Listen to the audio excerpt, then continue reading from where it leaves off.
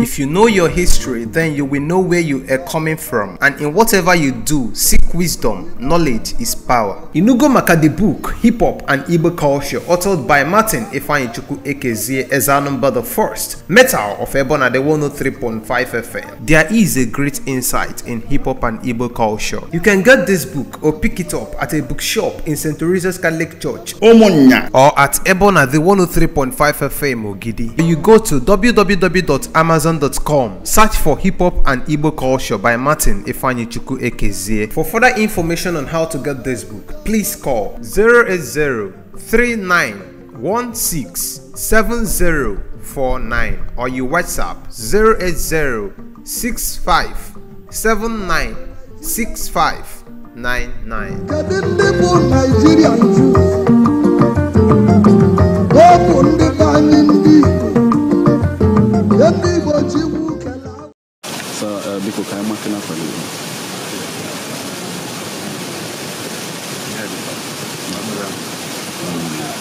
Okay, because when you call our hands, you can know in the mother to back on a vegetata. It's different.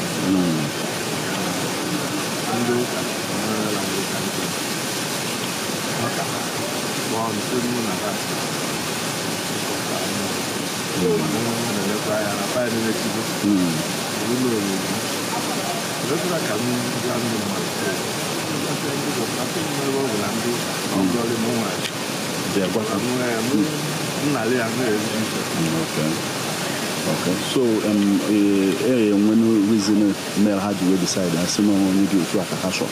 Okay, you have those virtues. I see one me and where my telephone. Really?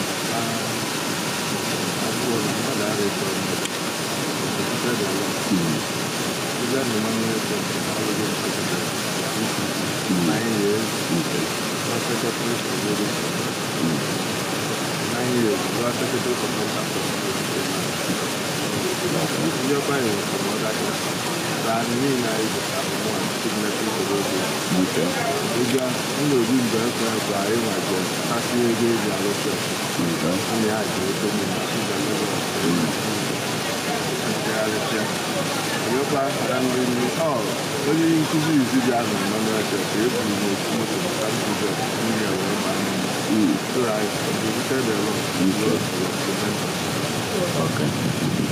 So, is it the meaning of this now? Emana as now, like I told you can so for you now, Kadoki is where Mepazi help us allow you Josie now no such naked.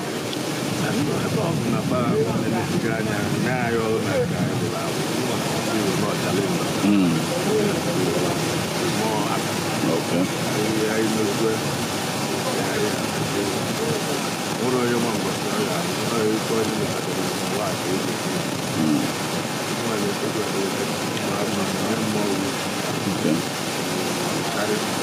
Okay. So, Kezabelline, me see him man, we found the mother said deputy said you today and everything. Kedabelle, Kayin and Nazana catching it.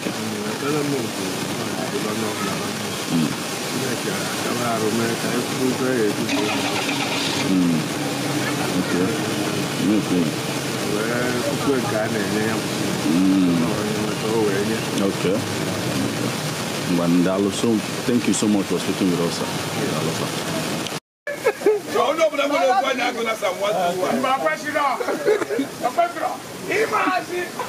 No, I don't know indeed. Don't do one. Can you not see them with someone doesn't know what you see. I am going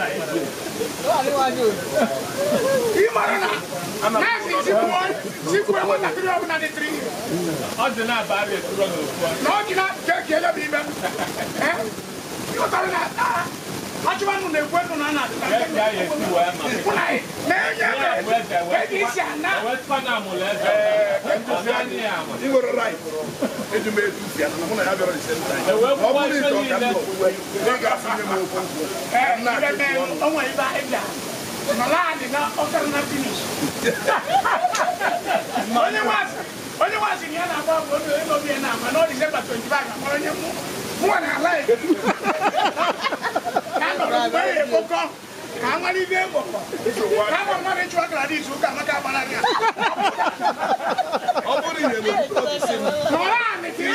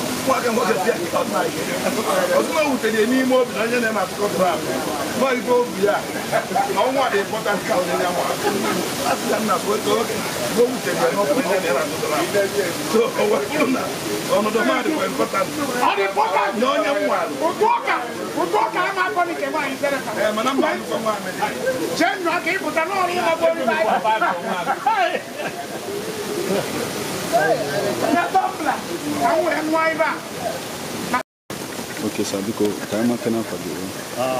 Yes, okay. I shop an a member of Immanuel Anglican Church in Ogidi. Yes. Okay. So can you hear Mellow Immanuel Anglican Church we decided that today in I confer the title of Honorable Osakwe. Yes, thank you very much, my brother. I'm an Anglican community, son. Okay. Anglican community. And I done Immanuel Anglican Church. The MCL of Immanuel Church side on the subject against the late. One of the members of this which Honorable Mr. Onyedika Osakwe is one of them. Yes, if I do record, I may need to online and Anya, record can I give so good. Honorable Mr. Onyedika Osakwe so much to the growth and the progress of the Immanuel Church. Okay. So as a result of that, there's another person who you understand it for like the church, Immanuel Church, to decide on the man.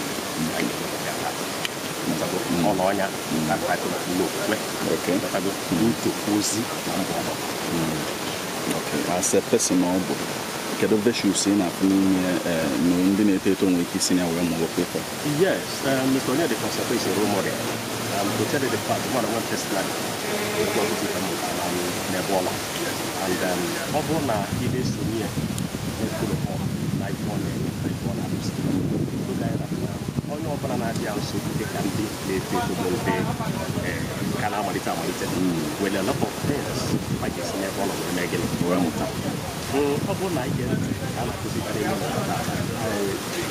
I know you were there. Yeah.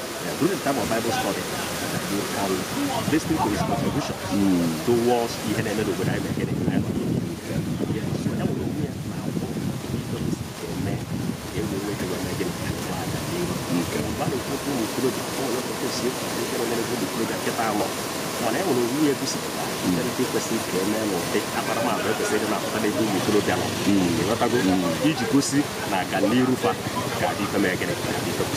Okay. So I found out that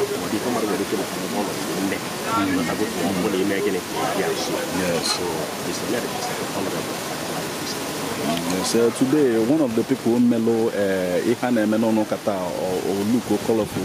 From look very colorful at the end of the day. Only indicates something or something I get celebrated, but at the same time only indicates that now most times I celebrate o can on a kalia man celebrate o can Can you hear me? Yes, Immanuel, Ada, Ipedrebe, Nenana.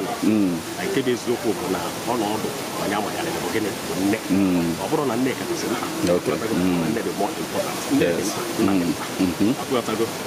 Manema, mothers, actually, they are being celebrated all over the world every year in terms of Okane. And Eda Okane, Okane, Kurin, and is celebrated or be teacher.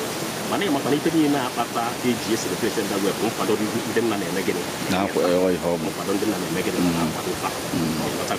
So naturally, it's like that.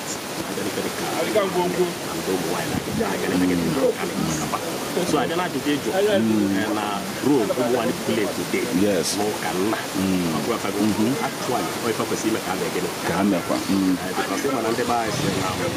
This woman, you have to go really dear. And the family, if you see no photo, family, they can be back on them again. And they are passing, I say, okay, I never celebrated with them. So today, they actually celebrated with the fathers in the church. Okay. You understand? And they actually did it in a very colorful way. And we appreciated them. Yes. We thank them so much. Because now, everything is vice versa. With this one. Yes. By this year, I get over okay. That is how it. Oh, you have download my brother. Yes, I'm Mr. Sondo Keke, blessed son. Okay. Man, thank you so much. Thank you very much. Okay, Sister Biko, can you can you?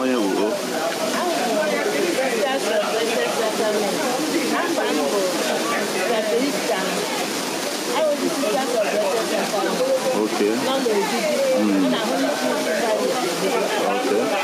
So, kedo ebono na ifa, kede ikum na emeba. Okay, never. I know that. One night, okay, I'm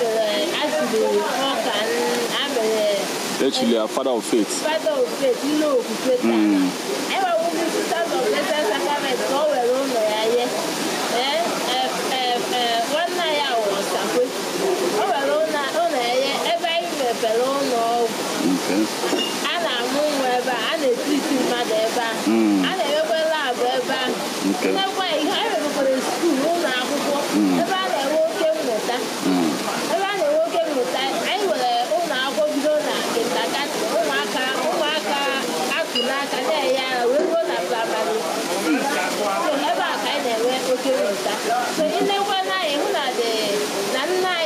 one night, will come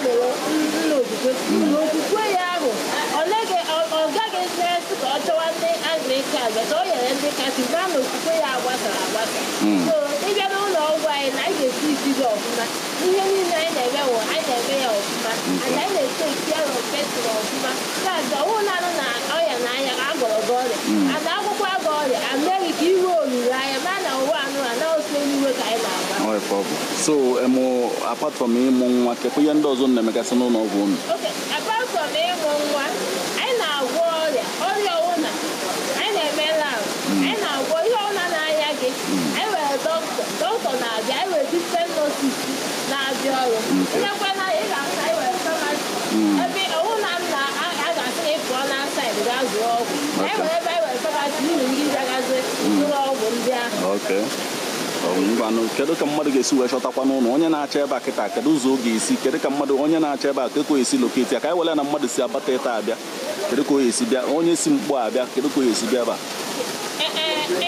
ịchọta anyị otu ga-esi chọta anyị ịnanya ịbịa n'Ogidi nọ n'Ogidi na Holy Trinity Parish o nwere onye a na-akpọ Udo Pampasma Holy Trinity Parish ije otu iwe na ukwu ezi udo town hall no n'Ogidi ị na-aga n'ụzọ town hall ị ga-ahụ signpost anyị jụọ ebe a were ebe ndị sista were ụlọ ọgwụ sisters of blessed sacrament ọkwadịkọ anyị na ekwentị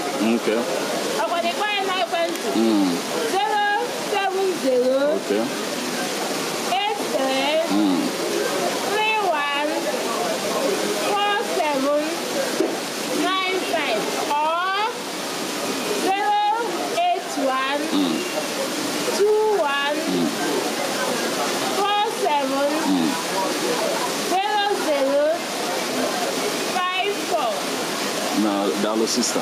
Thank you so much.